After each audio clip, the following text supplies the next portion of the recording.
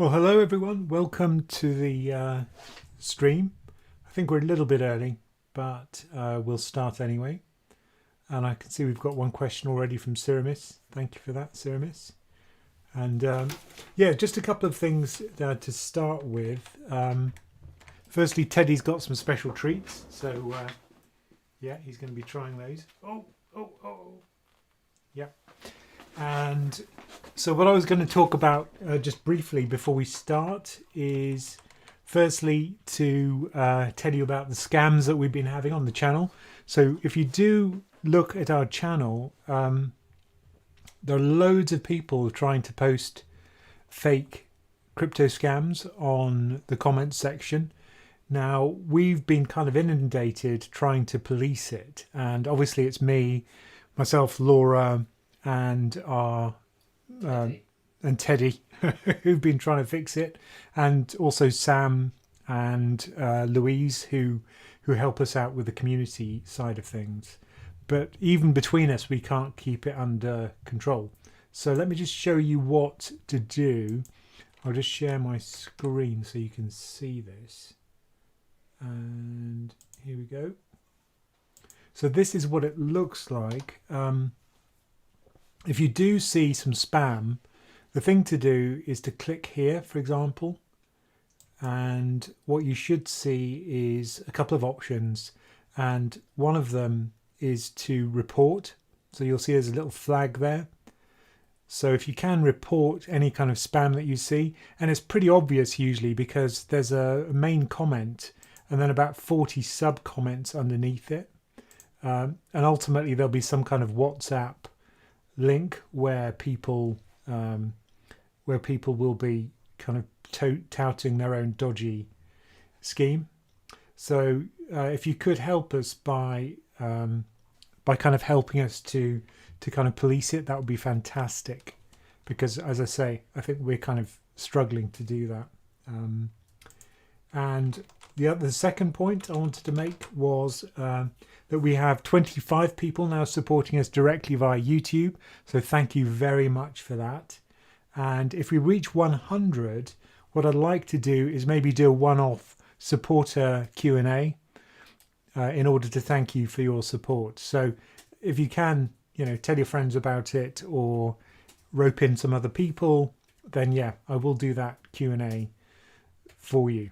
And the third point is that if you do join us on Patreon as a part of our community, then you do get access to lots of content which you can only get via the community. For example, I interviewed Jim O'Shaughnessy a few weeks ago, and you'll get the entire video of him and I discussing investment. And this week I'm quite excited because I don't know if you've heard of her, but Claudia Sam used to work at the Federal Reserve. She's a very well-known economist, and she actually created something called the SAM rule, which is on Fred. There's not many people who've got their own indicator on Fred. In fact, there are two versions of it on Fred, which is the economic database in the US. And she actually gets a t-shirt saying that she's on Fred, which is pretty cool. I use Fred all the time. If you've seen any of my videos, you'll see I use economic data from Fred. And it's a really good rule for detecting US recessions by looking at the unemployment rate and a kind of moving average version of the unemployment rate. So please do have a look at that. And yeah, if you join us on Patreon, you get access to that. So that's what I had to say to start. And so same format as usual.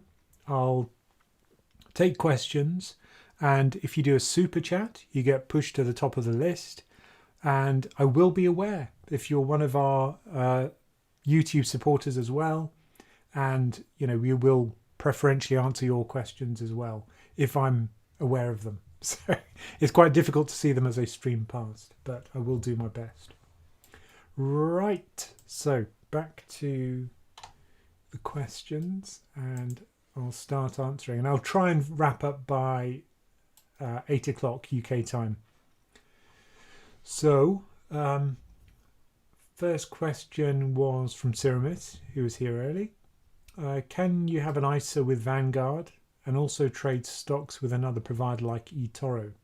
Or are you only allowed to put money into one? Now, the rules are that within any one tax year, you can only put new money into one of each of 4 different types of ISA. So if all you have is a stocks and shares ISA, you can only put money into that stocks and shares ISA during that tax year. So if it's not in an ISA, so let's say you've got a stocks and shares ISA with Vanguard and you open an eToro account. If the eToro account isn't an ISA, then yes, you can put money into it. The constraint is only on ISA accounts for the limit. And you can have any number of ISA, stocks and shares ISA from previous tax years. You could have 10, 20 of those, but you can only put new money into a stocks and shares ISA, into one stocks and shares ISA in 1 year. So that's the rule. It's really just to do with new money. But you can obviously move previous year's ISAs into the current ISA or between ISAs, however you want to do that. But new money is the constraint. So you can use eToro as well as your stocks and shares ISA. So next question from Tricks and Tracks. Vanguard life funds, that's life strategy funds I guess, require a £500 deposit and £100 monthly input. Are there any similar funds but with lower commitments? If not, what is the next best way to access such diversity and simplicity? In fact, Vanguard, the only reason they have those rules is because they don't want people to open up a £100 account and then never use it, because it's a cost to them to have an account open. So what they want to ensure is that you don't have very small sums, which you then ignore for the next 20 years. So really, you know, if you do put in a £500 deposit, they're not going to be that strict about enforcing it, as far as I'm aware. And in fact, I did ask them about this, because somebody said, you know, what if I lose my job? I won't be able to put in £100 monthly. So I asked Vanguard and they said, and in fact, we're not that strict. So don't worry too much about that. But you are expected to put, you know, at least some money in. Even if you just put £50 in, I doubt they're going to close your account. But contact their support people. They're really helpful. They're kind of weird in a nice way, which is they get senior managers to man the phones in order for the senior managers to know what's going on. And that's really unusual. And the support's very good on the whole.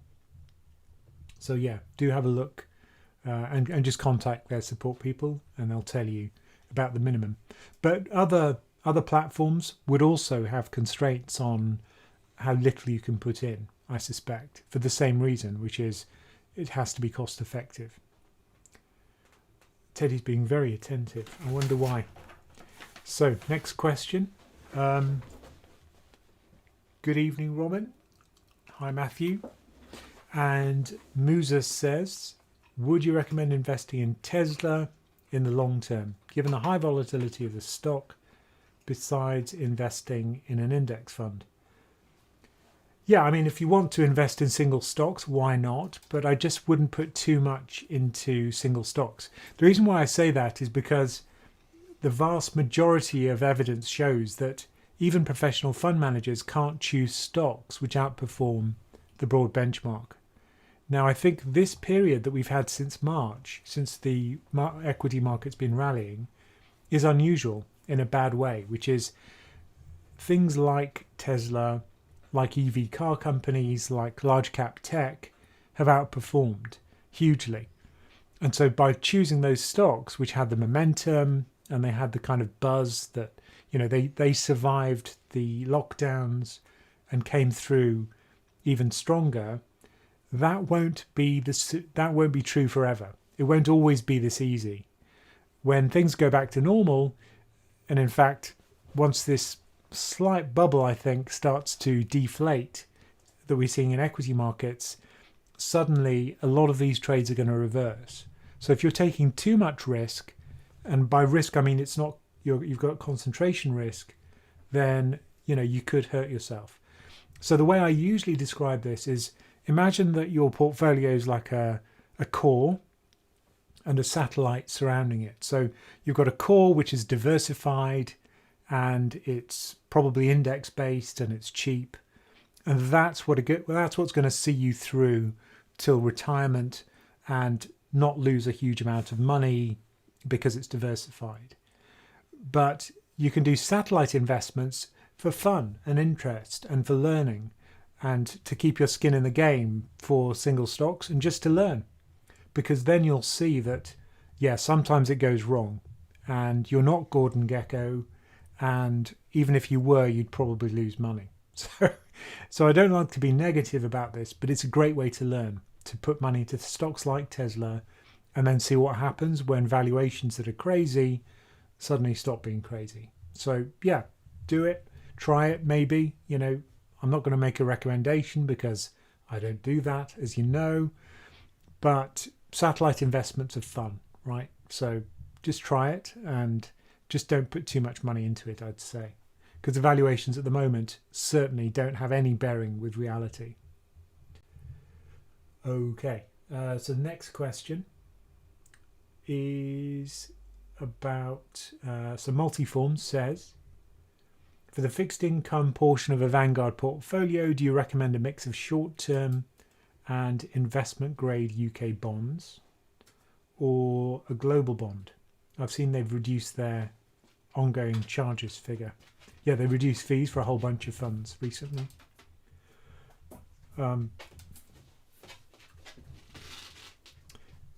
So yeah, I mean, the short-term and investment grade, they have a short-term investment grade fund. Short-term in the sense that the duration of the bonds is short. So if interest rates increase, it won't lose much in terms of the price movement. Won't be too bad if yields increase. And I think that's what you're referring to. The global bond, so the investment grade one is US corporate bonds only.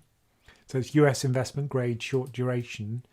And then the global one is only about 55 to 60% US, because the US market is so big for fixed income.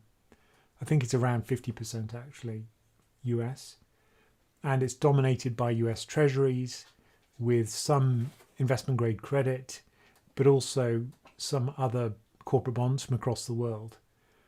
So generally, if you've just got one bond fund, I'd go for the more diversified one, which is the global bond fund, because I'm guessing the reason why you're buying those bonds is to diversify your equity and maybe give yourself a small income. And probably the global fund would be better for that because it's more diversified. Investment grade credit will lose value if credit spreads widen. And we've still got a bit of a credit issue once the Fed steps back from that market. So I'd be slightly cautious about investment grade credit, probably a little bit more cautious about high yield credit at the moment, even though credit spreads have tightened massively, because we could see a bit of a credit shakeout in the months ahead. And certainly the credit strategists out there are slightly concerned that the Fed has removed the safety net, in the sense that it's no longer going to be able to step into the secondary market because it's had to give the money back to the Treasury, or it's about to give the money back to the Treasury in early December. So yeah, I'd be slightly concerned about the credit bit, and I'd probably go more for the diversified one. Right.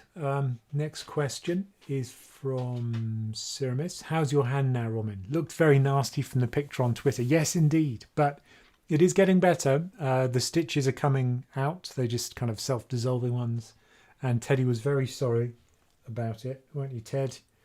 And so, yeah, I mean, it is getting better.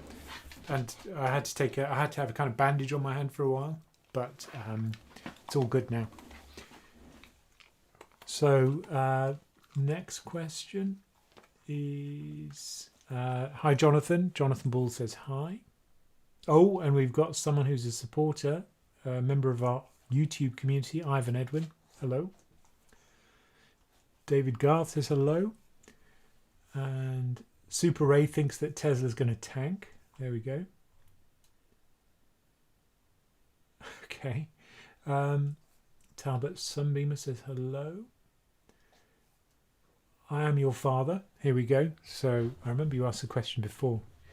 I currently pound cost average into my stocks and shares ISA to try and buy the dips within each month. Do you know when the next trading point times are on Vanguard's pending transactions? I think normally it's early afternoon, but imagine it from Vanguard's point of view. If you're Vanguard and you're aggregating trades for thousands of customers and you're going to place those trades at a certain time, remember that you wouldn't want the brokers to know when you're going to do it. I mean, they'll probably know who it is, right? But you wouldn't want them to adjust the prices thinking, oh, look, it's 3:05 and that's when Vanguard places their trades, because then they can adjust the prices. So they probably have to play this game of cat and mouse so that they execute the trades, maybe in small chunks, but they don't want to adjust. They don't want to not manipulate, but they don't want to the market to adjust based on a regular trade time, probably, I'm guessing. So I don't think you know when it's going to happen. And really, I don't care, because, you know, if I do invest for 5-10 years at a time, then, you know, if there's a 1 day difference in the time when the trade is placed, I don't really mind. But if you do want to trade on a price, you can do that for the ETFs, but you have to pay for it. So I never do that. Okay, so we've got 140 viewers and we've got 43 likes. So if you could like this stream, that would be great. You know, the little thumbs up thing that you can click on, and I'd appreciate that. Share it. And please do share, on Twitter or whatever social media you use. It would be great to share it and ask other people to join us. That would be great, because we've still got 40 minutes to go. And yes, please do consider supporting us. You can now join us on YouTube directly. There should be a join button underneath the video screen on which you're watching me. And if you're on mobile, then it should be a link, I believe, in the description. Okay, so let's move on to... Oh, interesting question. Okay, so AT says, good evening. Do you think that Tesla's entry into the S&P is a destabilizing factor, e.g. in the index market? Is this anything a small investor might need to worry about? Well, the good news is that whereas FAMG was unpronounceable, FAGMAT is pronounceable, which is now the new acronym for Facebook, Apple, Google, Microsoft, Amazon, Tesla. So FAGMAT is now pronounceable. So that's the positive side of it. The negative side, as you suggest, is that Tesla is very volatile. Also, it has a fairly large weighting, but it is still just a few percentage points of the S&P 500. So if Tesla crashes, then it will add a little bit of volatility, but you know, it's not gonna bring the S&P 500 down or affect its volatility that much. So I'm not too concerned about it being destabilizing. I think what is destabilizing is having such a large concentration of the S&P in 5 stocks and now 6 stocks. That's worrying. And if that sector, which is, although they do officially fall into different sectors, if that kind of tech, you know, momentum, mega cap cluster of 6 stocks, if that somehow underperforms, that's going to have a massive impact on the S&P 500. So the whole point of index investing is that it's diversified, or it's supposed to be. And when we have these huge concentrations as we do now, that becomes less true. So I don't like it from that point of view. But will it change the volatility much? Probably not. Does it increase the concentration risk? Yes, I think it does. So from that point of view, the concentration point of view, I don't like it. But I don't think it's going to destabilize the S&P 500. Anton says, Ramin, I'm building a Vanguard portfolio. I've selected life strategy 80-20. S&P 500 and a bit of FTSE 100. I want to skew my portfolio towards growth. What would you change about this portfolio? Well, I think growth is not something I'd associate with the FTSE 100. The S&P 500 is more growth based because of those 6 stocks, which are mega cap growth stocks. So just by owning the US, the S&P 500, you've got a fair old chunk of growth already. If you do want more growth, then you could always go for something like small caps, but be very careful, because if there is a sell-off in the equity market, small caps tend to suffer most. But there is a global small cap fund, which is now offered by Vanguard. So there's always that. They don't have an explicitly growth-oriented fund. So if you do want to own a growth fund, you can't do that within Vanguard. Not only that, but they've just closed their 4-factor funds. So not only do they not have factor funds, they don't have growth. They don't have growth or any other factor at the moment, and they're unlikely to in the near future.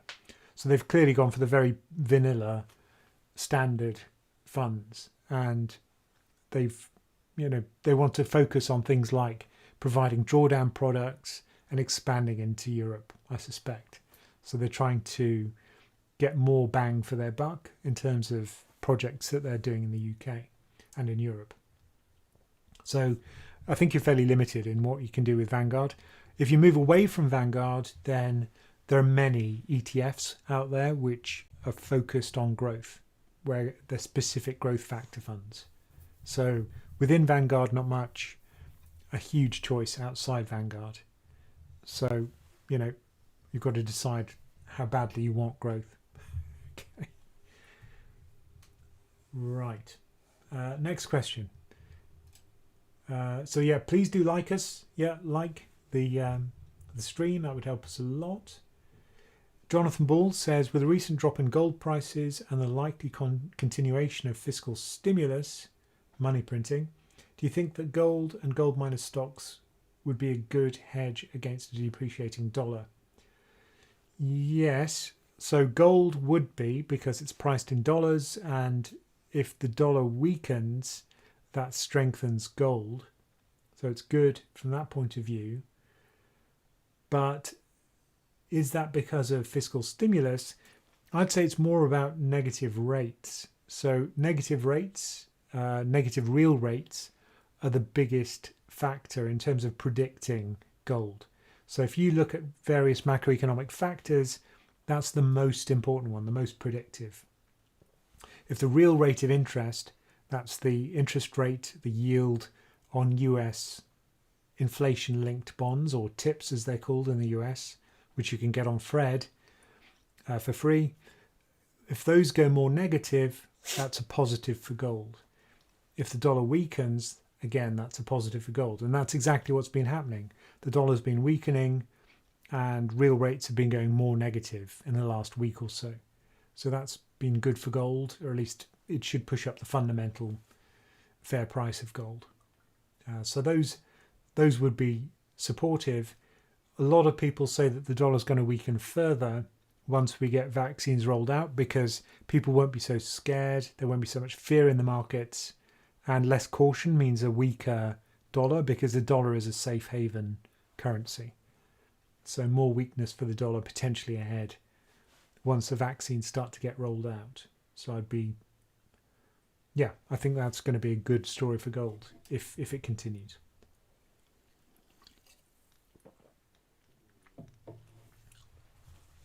So that should be, it shows that gold probably is a little bit underpriced at the moment.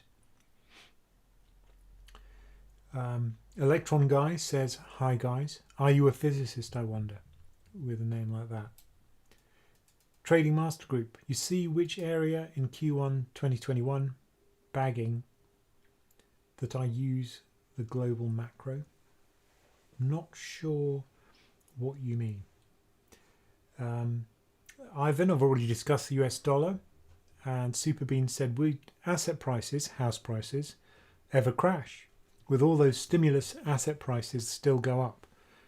What's your view on US dollar? I've already talked about the dollar. Yeah, I mean, even with the stimulus, you can still get crashes, because remember that the job of the Fed and also, other central banks isn't to maintain prices. It's to maintain stability, economic stability, but also stability of their currency. That's usually their remit. And for the US, they're also there to ensure full employment, or as close to full employment as they can get.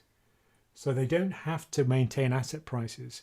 So if we have a kind of situation where prices gradually grind downwards without a drop in liquidity, which is what they're scared of, then they won't intervene. That's not their job. So I think, don't expect there not to be a crash just because the Fed is there as a safety net. They only really step in extremis if things get really bad and if there's a liquidity problem. In other words, there's not enough trading for markets to find a fair price. If that happens, then they will step in, as they did in March, particularly for the Treasury market, which they were really shocked by, I think, and many other people were shocked by, including me. So I think there could be a crash, even though there's support, fiscal support. And the other thing to consider is that I think a lot of a large reason, a major reason why house prices have maintained their strength was because the government in the US, in Europe and elsewhere has had these programs whereby people don't get foreclosed out of their property if they can't make the payments. And I think that's been a big support for house prices. The other big support, I think, has been the difference between wealthy people and poorer people through this crisis. It's very clearly hit poorer people more than rich people, and more wealthy people tend to be the ones with the greatest property wealth. So in a sense, the economy, the part of the economy that's been hit hardest has been the poorest people, who aren't the ones that buy lots of equity or houses. So you can kind of see why that kind of K-shaped recovery, where some people miss out, some people are kind of okay, you can see why that's kept house prices up and also equity prices. But could there be a crash? Yeah, of course there could. And once we see the foreclosure forgiveness taken away, once we see the Fed step back, once we see the payment protection programs end, which is going to happen quite soon in the US, then I think we'll be in a very different world until there's some other measure to see us through until things get back to a more normal situation with unemployment and economic growth. So I am actually quite worried about that happening if we don't get some kind of support. And in my interview with Claudia Salm, she's a big proponent of greater stimulus. Even though unemployment numbers have come down, there are still 20 million people in the US who are unemployed or on payment protection programs. So that's not a normal situation. And if those houses do go into foreclosure for a significant proportion of that 20 million, then clearly that's going to have a negative effect on bank balance sheets because they made the loans for the mortgages.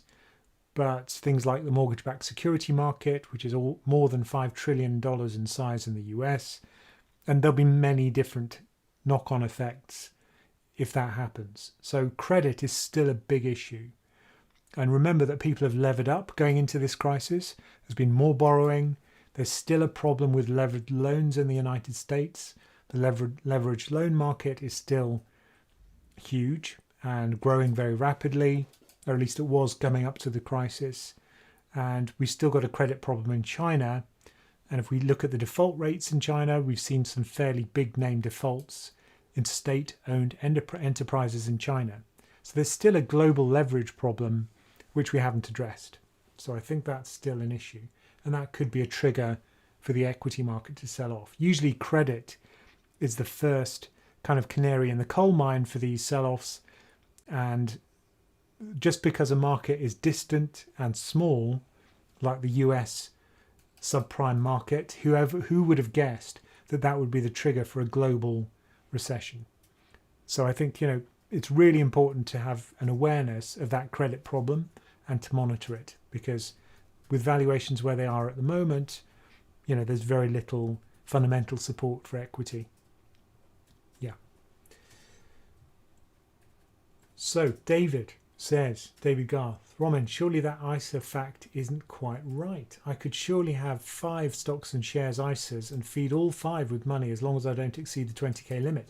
In fact, it is right, David. You can only put new money into 1 stocks and shares ISA per year.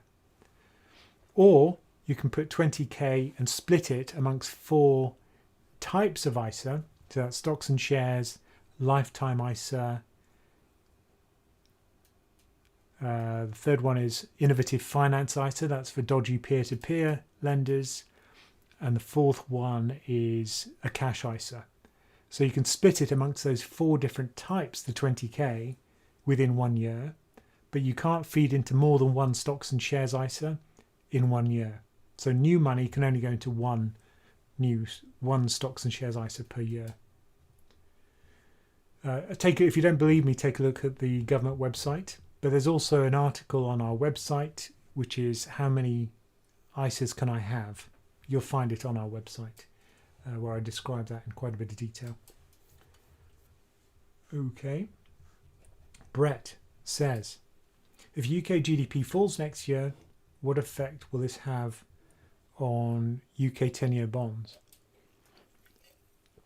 So generally what happens obviously GDP has fallen this year.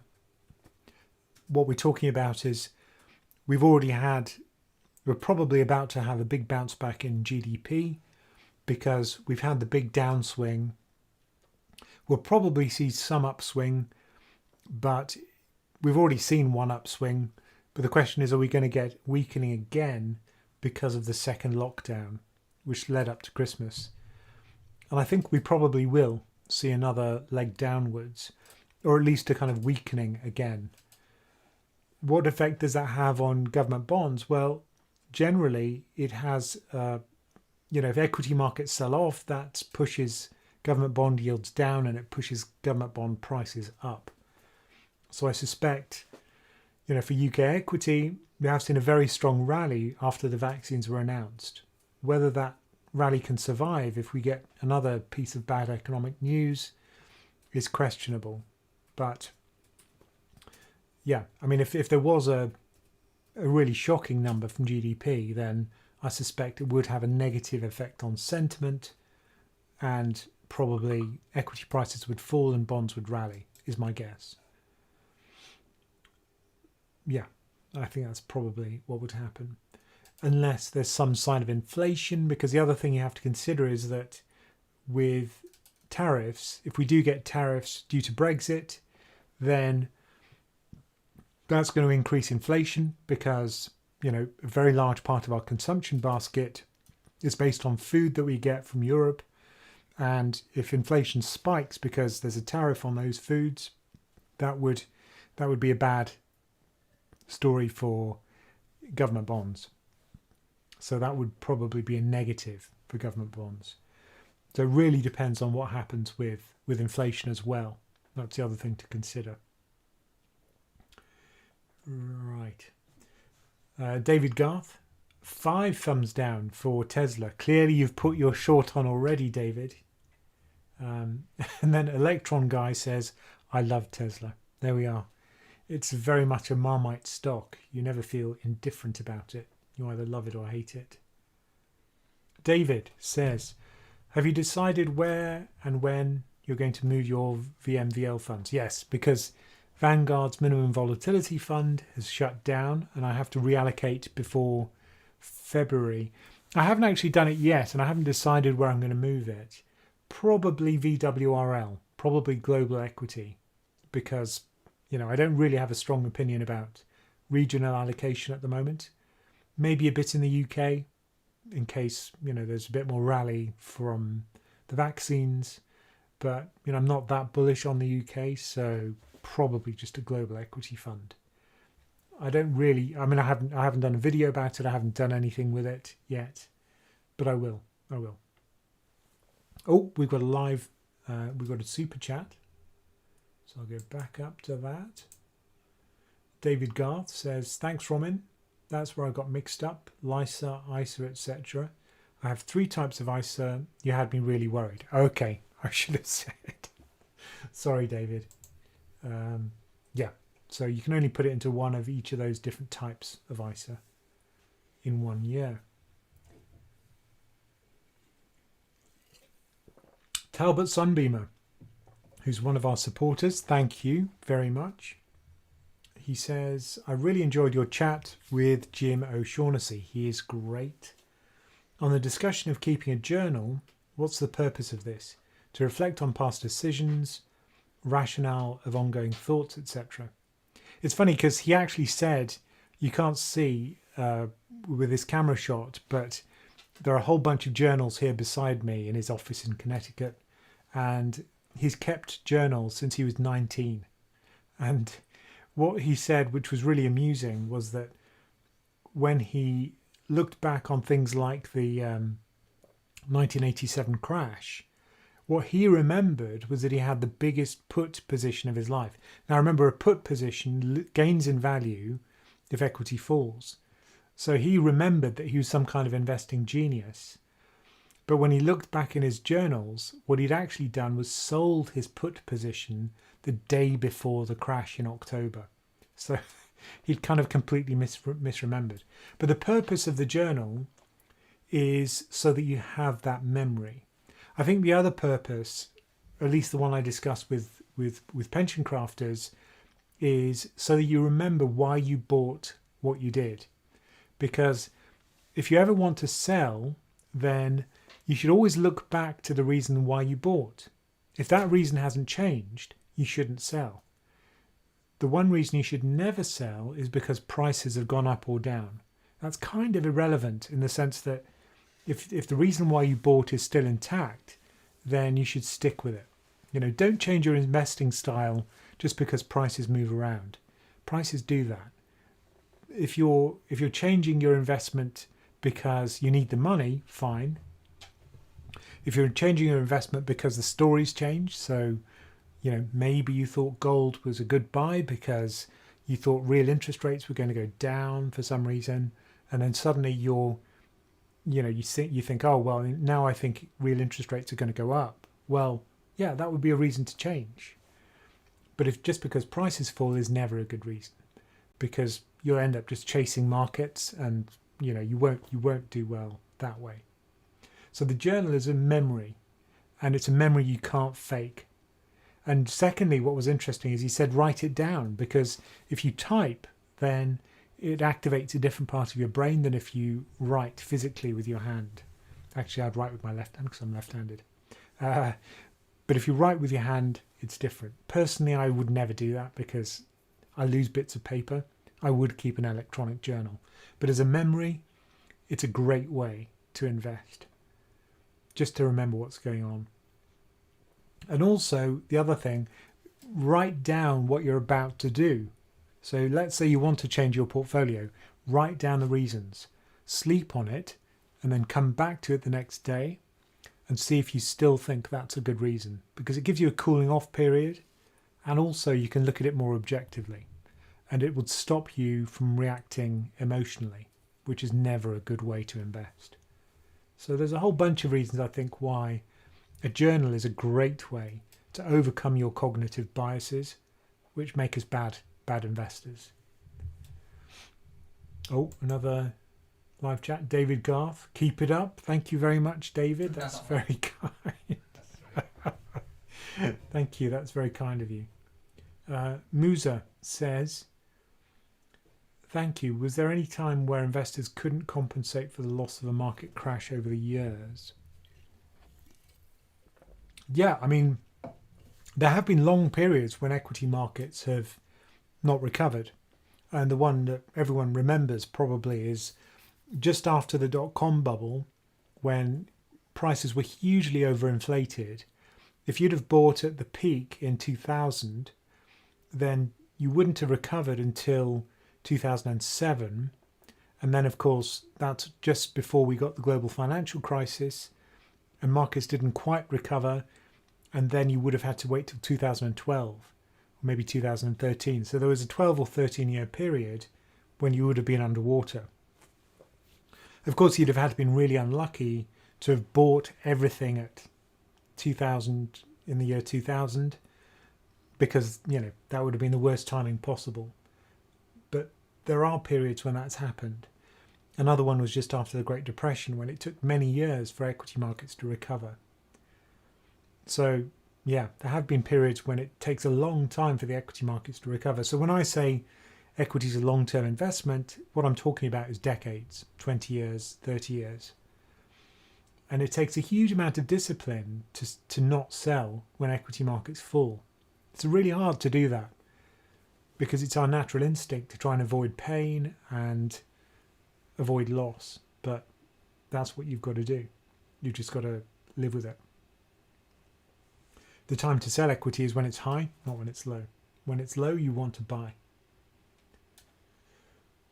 Giovanni, oh yes, so we've got 20 minutes left, and I should say, please do like the stream. It helps us a lot. Share it via social media. That would help us a lot too. Tell your friends about us, and you can also join our community now directly via YouTube. There should be a join button underneath this video screen if you're watching online. If you're on mobile, there should be a link in the description to join us on, to support us on YouTube, and then we'll see the badge by your name. So yeah, please do that. It helps us a lot. And Talbot Sunbeamer, thank you very much. Appreciate your time. Fellow lefty here too. Yes, left-handers unite. In fact, Jim O'Shaughnessy is left-handed as well, which is weird. Okay, Super Ray says Tesla will tank. Okay, another person with a short position perhaps.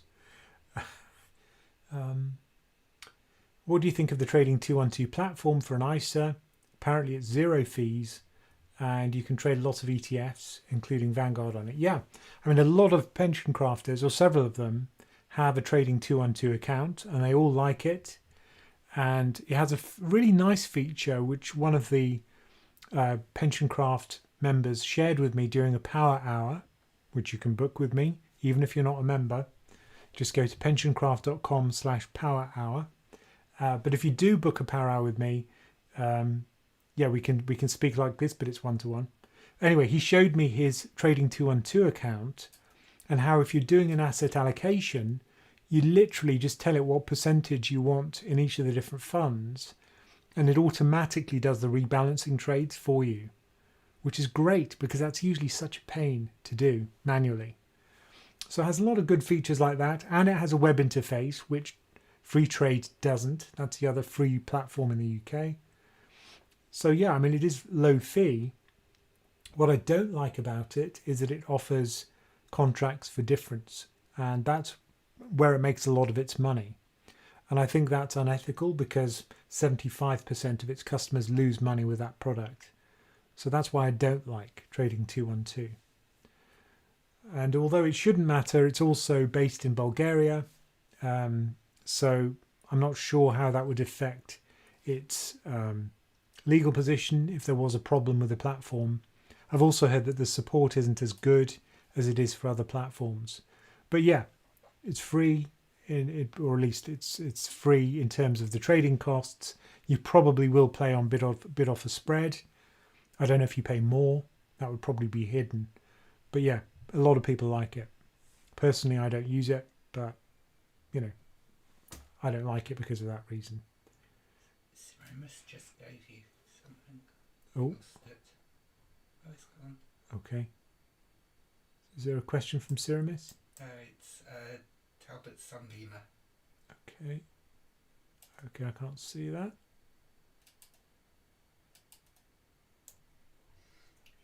It just says, thanks Ramin, appreciate your time, fellow lefty here. Yes, too. yeah, I did see that. Yeah. Okay. Brilliant. And I'll go back to where it was. Yeah. Okay. So the next question from a supporter, a YouTube community member. Hi Ramin, does the latest news on vaccine change your prediction of a property price dip post furlough and stamp duty holiday? No, because if you look at valuations for UK houses, if you look at something like the price to rent ratio or the price to income ratio, particularly for the southeast, it's at very high levels. So that usually is a fairly good predictor of house prices over the next decade. So if prices are high and growth is low and unemployment is increasing, that's a fairly toxic combination, even if you have a vaccine. Because remember that many of the companies are going bust now. You know, that high default rate for companies will carry on probably well past the point at which a vaccine becomes available, because the damage has been done and companies that were weak already will get weaker. So if unemployment is high, then that's generally bad for the housing market. If growth is low, which it is, then that's bad for the housing market. So, you know, I haven't really changed my view on the housing market because of that, because valuations are high, and I think we're going to be in a bad state economically for some time. Oh, Slava has asked a super chat question. You say equities are long-term investments, but given the fact that since '08 balance sheets have been decimated, how do you factor that in? Well, I think some balance sheets have been decimated, so certain sectors have not done well because of structural changes or kind of long-term changes in behaviour, particularly on the high street and in the retail sector, which is what we call the retail sector in the UK. So the retail sector has been very hard hit by the move to online trading or online shopping. And this crisis has really just catalyzed that transition. So, you know, cashless payments, online meetings, working from home, and online shopping. All of those have been accelerated by the coronavirus. And that's an irreversible change in many cases, I expect. So, you know, companies that were kind of part of our daily lives 10 years ago simply are no longer as viable as they were. And unless they can adapt, they're not going to be able to survive. So I think, you know, even though we're going to get a vaccine, even though things will go back to a new normal, it won't be the old normal. I think this COVID effect will be long lasting, and many of the changes will be irreversible. And particularly things like real estate investment trusts that depend on office space. Now, those were seen as the kind of safe ones before this crisis, whereas retail REITs, where you'd buy a small slice of a shopping centre or a shopping mall in the US, those were in trouble before this, and now it's looking even worse for them. But office space suddenly doesn't look safe at all, because if companies are using less of that office space, then, you know, that's going to be a big problem for them too. So some sectors, yeah, they've had their balance sheets whacked. Finance as well, because they can have less leverage, because regulators are forcing them to have less leverage, which, if you're lending money, leverage turns your net interest margin into your return on equity by multiplying it by something. And if you've got less leverage, you've got less multiplication. So we've gone from banks having a 20% return on capital employed to something like, I don't know, 10 times return on capital employed. So that's been bad for financial companies. The financial sector's been hit by that. So other things have done well. You know, I mean, tech has been incredibly successful through that 10-year period. So I don't think it's true that all sectors have been hard hit. Certainly tech hasn't. And consumer discretionary, for example, has been very good. Okay, so let's move on. I should have a swig of my branded drink. Time for another treat for Teddy, I think. Ted, you ready, my friend? You keep lit. Oh, Ted, you were so lazy. There we go. Over here, over here. Oh, up, up, up, up, up, up. Oh, very good. Right. Next question is from Rob. Good evening, Ramin and everyone. I see cryptocurrency seems all the rage at the moment. Prices have risen and there's been a lot of media interest. Seems like another crypto bubble to me. Thoughts? Yeah, I mean, this is part of the very marked move to more speculative assets that we've seen since rates have been so low. Generally, what happens is when rates are very low, people buy more risky assets. That's part of the reason why central banks keep interest rates low, to move people into more riskier investments, because that helps stimulate the economy.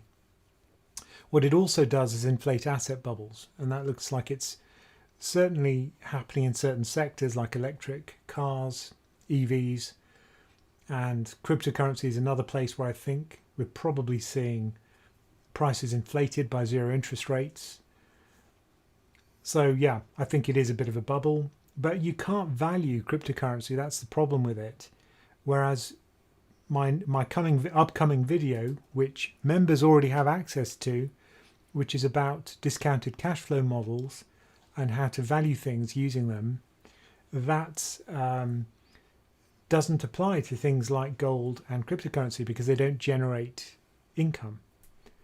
So there is no fundamental value for cryptocurrency because it doesn't give you anything. It doesn't give you rights to anything. And it does have a lot of the attributes of a Ponzi scheme with some very fancy technology slapped on top and inside it. But, you know, I personally don't invest in cryptocurrency. I am going to interview someone who's going to talk about cryptocurrency, an expert, quite soon. But, yeah, I think it is pretty much in a bubble. And I think the prices have been inflated by the fact interest rates are very low and people have been moving into ever riskier investments. We've got 2 questions from YouTube supporters. Oh. I don't know if you want to move that. Yes. Because we're running out. So we're running out of time. I can read them if it helps. There's one from Richard Heyman Joyce. There's a thank you. Hisham. Go on, you read it out. Okay, if you receive a lump sum of cash today... Oh, I've got it. If you receive a lump... My chance of stardom! I'm sorry, Laura. If you received a lump sum of cash today and you wanted to invest it with dollar cost averaging, because of Corona, tight credit conditions, over how long would you spread out the period? 6 months, 1 year, 2 years? I'd probably say that you should go for the period you think the crisis is going to last for. So if you think it's going to last for 2 years, then, you know, there's your period straight away. If you think everything's going to be back to normal in 6 months, then maybe 6 months would be more appropriate. Dollar cost averaging over less than about 6 months probably doesn't make much sense. You know, the chances of a crash in a given period of time are fairly constant every month, say. So, you know, the shorter the period of time over which you're dollar cost averaging, the less chance that you're going to have a crash in that period. So the whole point of dollar cost averaging is that if you're not forced to do it, if you've got a lump sum to invest, then the whole point of choosing to invest it over a longer period of time is that you think a crash is going to happen. So, you know, less than about 3 months wouldn't make sense, I'd say. More than about 2 years maybe wouldn't make sense either because, you know, that's probably too long. But you should adjust it according to how long you think it's going to take before the immediate danger of a crash fades. Now, the primary reason for dollar cost averaging for many people instead of a lump sum investment is that they're too scared to enter the market. Even though most of the time, 2/3 of the time, the optimal thing to do is to invest straight away because equity markets over time tend to drift upwards. So investing sooner is better than investing some of it later, which is what you do when you dollar cost average. So, yeah, I think it really depends on your views of what's going on, Hisham. And the other question is from Gary, who says, how excited are you about the vaccine approval? Very excited. I think it's great news, and best wishes from India. Okay. Hi, Gary. Yeah, I think it's great news. I think it's really exciting, not just because it's going to offer a kind of ray of hope for everybody, which is great, but also because of the technology that they've used, which is an messenger RNA virus. This is the first mRNA virus that's been approved, as far as I know. But the idea is really great because as long as you know what the protein is you're trying to teach your immune system about, it's very easy to make messenger RNA for the protein that you want to protect against. So let's say you have a new virus that comes along. Now that we've got messenger RNA vaccines as a possibility, it's really quick to synthesize mRNA for multiple different proteins on the virus coat. And that means that it's going to be much quicker to produce these vaccines in future. Not only for vaccines against viruses, but against cancer and other pathogens. So I think this is really exciting in terms of the mRNA technology. And again, this is another catalyst that we've seen from coronavirus. Just as war is sometimes a catalyst for technology, possibly led to the moon landings because the rocket technology came from the V2 rockets, which the Germans developed. So it's interesting how this could also be a catalyst for new technology, and quite positive, I think, for those changes. So yeah, I'm really excited because I am a nerd. I like technology, and I like, but just seeing an end to the human suffering that we've had is wonderful. I'm pleased about that, very pleased. So there we are. That's my answer. Back to the other people. So how long have we got? We've got 4 minutes, so I've got time for one more question. And remember, if you were a PensionCraft member via Patreon, there's much higher chance that we'd answer your question because we just have, 50 people on our call on a Sunday evening rather than, hundreds as we have here. Rob asked about cryptocurrency. Okay.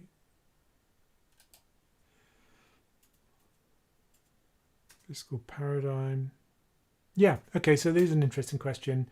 Olivier Blanchard tweeted yesterday, we may be on the verge of a shift in the fiscal paradigm. What does this mean? I suspect it has one of two meanings. One of them is that MMT, which is the idea that you can print money without necessarily causing high inflation, and that fiscal stimulus is really important. And I've done a whole video about MMT, but that shift towards MMT is effectively what's happening right now because governments decided to step in massively with fiscal stimulus after this crisis. So that's one shift that's very clear. MMT is now much more mainstream, I think, whereas previously it wasn't. And I think the other kind of big change is the collaboration between central banks and fiscal policy. So monetary policy, which is low interest rates from the central bank, and fiscal policy, which is greater spending from the government, we've seen much more synchronization between government and central bank in order to get the economy back on an even keel. And it's been incredibly effective. Just imagine how awful things would have been if we hadn't had that synchronization between the Fed and the US Treasury. It's starting to slip a little bit now, but it'll probably get back into swing once Biden is sworn in January. So I think those are the two changes which he's talking about. I'm not sure, I haven't seen that tweet, but I'm guessing that's what he's talking about. But both of them quite positive for risky assets, for equity, I think. Right, well, it's 8 o'clock now, and I said I'd finish by 8, so I will. I'm sorry if I didn't answer your question. Please do support us. You can now join us on YouTube. Just click on the join button. You can join us on Patreon. So patreon.com/pensioncraft. There'll be a link in the description below. And it's a very low fee for what you get, I think. I'm not sure if there are any members on here, but I think they probably agree that you get a lot for quite a little payment. And you also get to talk to other investors, which I think is very important as a way of learning. And yeah, thank you very much if you're already one of our supporters, either via YouTube, our YouTube community, or our PensionCraft community. We appreciate it a lot. We couldn't do this without you. And please do tell your friends about us, because we depend on you completely for our support. We try and remain independent. So have a great 2 weeks, and we're going to have a bit of a hiatus over Christmas, but I think we've got one more of these before Christmas. Yep, one more of these before Christmas, and then we'll see you in the new year. And I hope you all have a great 2 weeks, and see you then. Take care, everyone. Bye-bye.